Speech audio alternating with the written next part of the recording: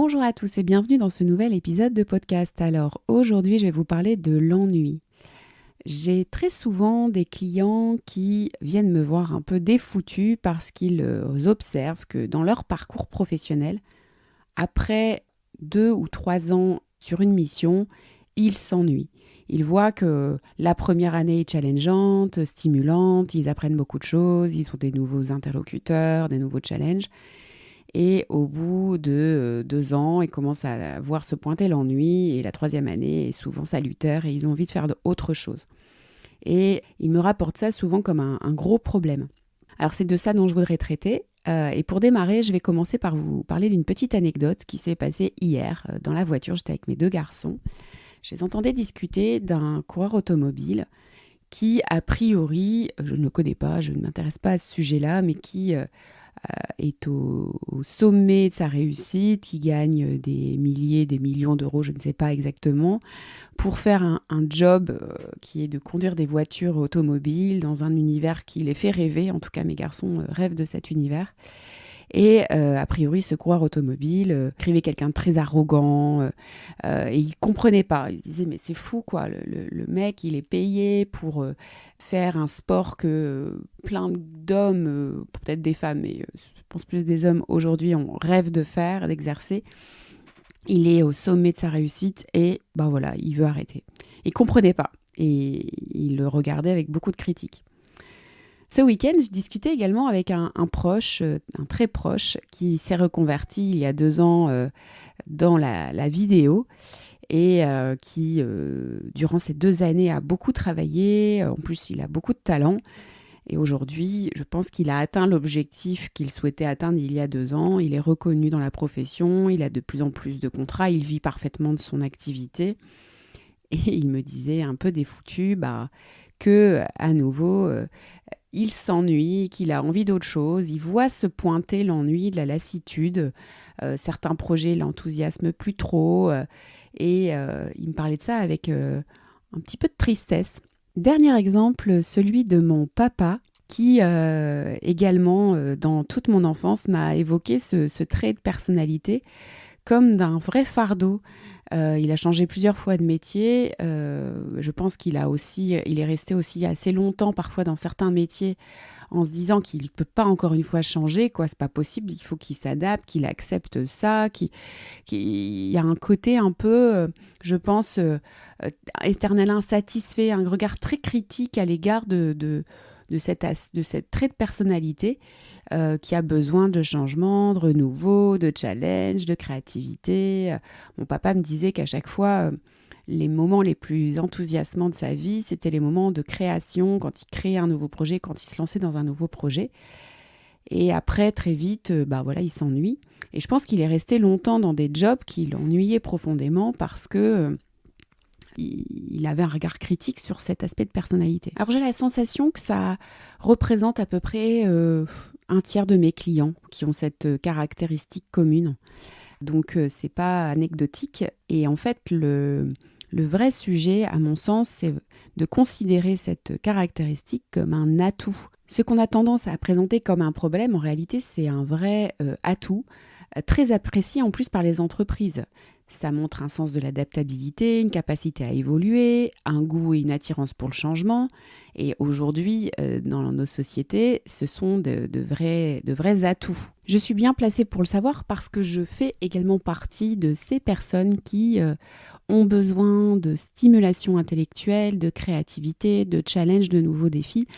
Souvent, je dis un peu, j'ai besoin d'avoir un os à ronger, une problématique à traiter qui me stimule. Aujourd'hui, je fais un métier que j'aime beaucoup, qui me stimule beaucoup, mais je sentais quand même une forme de lassitude pointer son nez et c'est la raison pour laquelle, par exemple, j'ai lancé le podcast, que je me suis lancé de nouveaux défis. Ça va me permettre de développer de nouvelles compétences qu'aujourd'hui je n'ai pas du tout et je regarde ça comme quelque chose de très positif. En fait, la vraie différence par rapport à avant, c'est que comme je sais comment je fonctionne et que je vois que c'est un atout et que c'est quelque chose qui me permet de me sentir bien, entre guillemets, si je le considère comme quelque chose de positif, Eh bien aujourd'hui, je démarre le podcast, ça a les résultats que ça a, je démarre les réseaux sociaux, ça a le résultat que ça a, mais je sais qu'en fait je le fais pour aussi me stimuler, me lancer un nouveau défi. Je le fais presque pas pour le résultat. Je le fais pour le processus. Et ça change tout en fait, parce que je sais que ça me nourrit au quotidien et j'attends rien de particulier si ce n'est de nourrir ma créativité, mon besoin de challenge et d'innovation. Donc j'ai trouvé quelque chose qui me plaît, mais vous voyez bien que... Donc ce qui est essentiel, c'est de comprendre ce fonctionnement et de le considérer surtout comme quelque chose de positif. La façon dont vous allez vous regarder ça, ça va soit être un problème, donc effectivement un manque d'instabilité, quelqu'un qui n'est jamais satisfait ou quelqu'un qui se lance des défis qui ne sont pas assez élevés et qui du coup s'ennuie très vite. Ou alors c'est au contraire quelqu'un de créatif, qui aime le challenge, la nouveauté, qui s'adapte facilement et qui a envie d'explorer différents secteurs. Voilà. Et la façon dont vous allez regarder ça, forcément, ça va aussi avoir un impact sur le regard que les autres vont porter aussi sur votre façon de fonctionner.